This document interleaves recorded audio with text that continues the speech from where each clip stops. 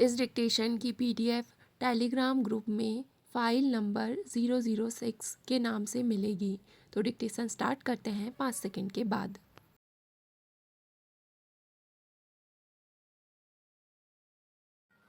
माननीय उपाध्यक्ष महोदय, मैं इस विधेयक का हृदय से समर्थन करता हूँ। यह विधेयक मेरी राय में बहुत पहले आ जाना चाहिए था, लेकिन यह बहुत समय बाद आया। मुझे इसकी बेहद खुशी है। हमारे देश के कुछ भागों में अंग्रेजी बोलने वाले ज़्यादा क्यों हैं, इस बात पर गौर किया जाना चाहिए। आपने जो कुछ प्रयत्न हिंदी के विकास के लिए किए और हमारी सरकार की तरफ से जो कुछ प्रयत्न विकास के लिए किए जा रहे हैं, वह सराहनीय रहे हैं। हमारे संविधान में यह स्पष्ट रूप से कहा गया था कि इस देश की राष्ट्रभाषा राजभाषा हिंदी होगी। उस समय यह तय किया गया था कि 15 वर्ष की अवधि के भीतर विकास किया जाए।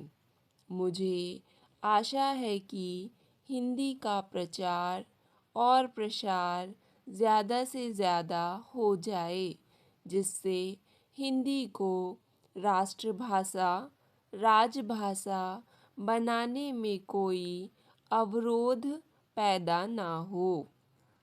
महोदय, हम शहर वालों से वे गांव के लोग, वे कृषि कार्य करने वाली देहाती महिलाएं, वे झुग्गियों में रहने वाले छोटे छोटे बच्चे ठीक हैं, जो हिंदी में बातें करते हैं, हिंदी बोलते हैं और हिंदी लिखने और हिंदी सीखने का प्रयास करते हैं। हम कहते हैं कि तुमसे तो वे लोग जो खेती किसानी का कार्य करते हैं, ट्रैक्टर चालू करते हैं, हल जोतते हैं, खेत में बेहतर बीज बोकर फसल तैयार करते हैं, देश में अच्छा गन्ना पैदा करते हैं, वे अपने बच्चों को हिंदी माध्यम के सरकारी स्कूलों में प्राथमिक शिक्षा प्राप्त करने के लिए भेजते हैं। यही तो इस देश के असली कर्णधार और देशवासी हैं। आपको यह जानकर बड़ा ताज्जुब होगा कि गांव के पढ़े लिखे गरीब हिंदी भाषी किसान के बच्चे संस्कृत के माध्यम से, हिंदी के माध्यम से महत्वपूर्ण शिक्षा प्राप्त कर रहे हैं। अखिल भारतीय प्रशासनिक सेवा परीक्षा उत्तीर्ण करने का गौरव प्राप्त कर रहे हैं। उपाध्यक्ष महोदय, ठीक विपरीत आप शहरी अंचल के लोगों को ले लीजिए।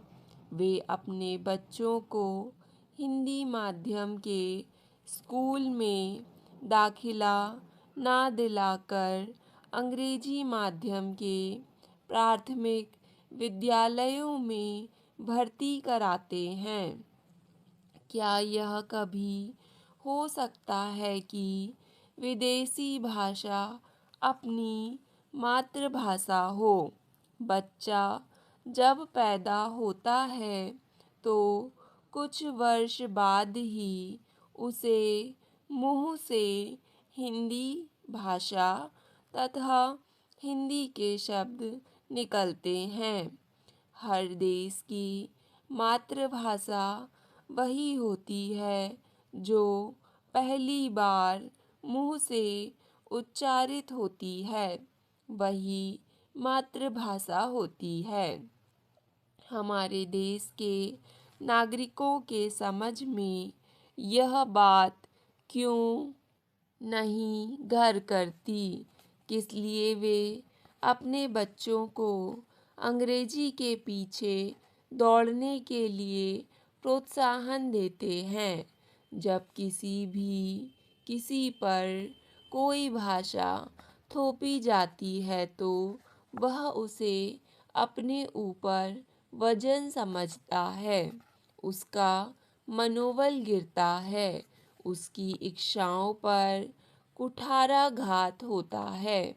उसको प्रोत्साहित नहीं किया जाएगा तो फिर वह अंग्रेजी के पीछे भागते भागते दूसरी तरफ भागने लगता है। महोदया, मुझे यह बताते हुए हर्ष नहीं हो रहा है, बल्कि हर्ज हो रहा है। भारत जैसे विशाल, विकराल और विकसित तथा अधिक जनसंख्या वाले देश का प्रधानमंत्री विदेश भ्रमण या दौरा करने जाते हैं, वे हिंदी में भाषण ना देकर वहाँ अंतर्राष्ट्रीय भाषा यानी अंग्रेजी में भाषण देते हैं। यह ठीक बात नहीं है, बल्कि देश के बच्चों, निवासियों और गरीबों की भावनाओं को ठेस पहुंचाने की बात है। भाषा विभाग डॉक्टर, इंजीनियर, राजनीतिज्ञ, नेता, अध्यापक, वैज्ञानिकों का बड़ा आभारी रहेगा यदि वे हिंदी में कार्य करें, उसको प्रोत्साहन दें, बढ़ावा दें और दूसरों को हिंदी के लिए प्रेरित करें। जब हमारे देश के नागरिक इन सारी बातों का ख्याल दिल और दिमाग में रखेंगे, तभी मातृभाषा की उन्नति का मार्ग खुल सकता है। अध्यक्ष महोदया, जो कार्य प्रणाली प्रचलित रही है के संबंध में अपने विचार आपके समक्ष प्रस्तुत कर प्रेषित कर रहा हूँ, वह यह है कि जनता किसी भी देश की एक सार्वभौम शक्ति होती है, महज इस वजह से नहीं कि वह उस देश की निवासी है, वरन पूरे देश और समाज की व्यवस्था का संपूर्ण बोझ भी उसी के ऊपर है। चाहे कराधान द्वारा धन संचय का हो अथवा सेना द्वारा देश की सुरक्षा हो अथवा पुलिस द्वारा व्यवस्था का समायोजन हो, न्यायाधिकरण द्वारा विवेचन का हो, अंतिम सूत्र देश की जनता होती है। वह शासक भी है, वही शासन करती है और वही उत्पादक है, वही उपभोक्ता। ऐसी परिस्थिति में स्थिति के नियमन और व्यवस्थित संचालन हेतु जनतंत्र ही सर्वाधिकार स्वीकार व्यवस्था है। जनतंत्र में आम जनता अपने आप को निर्वाचित प्रतिनिधि के हवाले कर देती है, चाहे वह एक मुखी राष्ट्रपति प्रणाली हो, चाहे संयुक्त जिम्मेदारी की काबीना पद्धति हो, चाहे नियंत्रण रखने वाली संस्था सभी जनतंत्रीय पद्धतियों के अपने अलग अलग चेहरे हैं। दुनिया के विभिन्न देशों ने जहाँ जहाँ जनतंत्र हैं उन्होंने अपनी सुविधा के अनुसार पद्धति विकसित हुई है। प्राचीन काल की सामंती व्यवस्था में राजा अपने को ईश्वर और जनता का सेवक मानकर राज करता रहा है।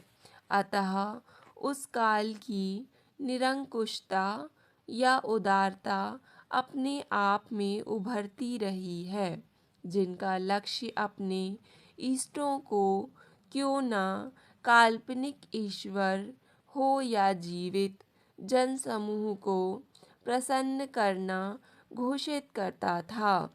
आज भी देश के दल लोकहित के नीचे की कोई बात नहीं करते हैं। हर व्यक्ति जो निर्वाचन का अभ्यर्थी है आश्वासन अवश्य देगा, भले ही वह उसे पूरा ना कर सके या आश्वासन पूर्ण करने की क्षमता ना हो। आज आम मतदाता भी सचेत है और वह अच्छी तरह से सोचकर फैसला करने लगा है। सभापति महोदय, निर्वाचित प्रतिनिधि विधानसभा, लोकसभा या राज्यसभा का हो सकता है। वह सीधे चुनाव या परोक्ष चुनाव से अथवा आनुपातिक प्रतिनिधि से निर्वाचित हुआ हो। दरअसल वह उस इलाके की जन भावनाओं, इच्छा, आकांक्षाओं का प्रतीक होता है।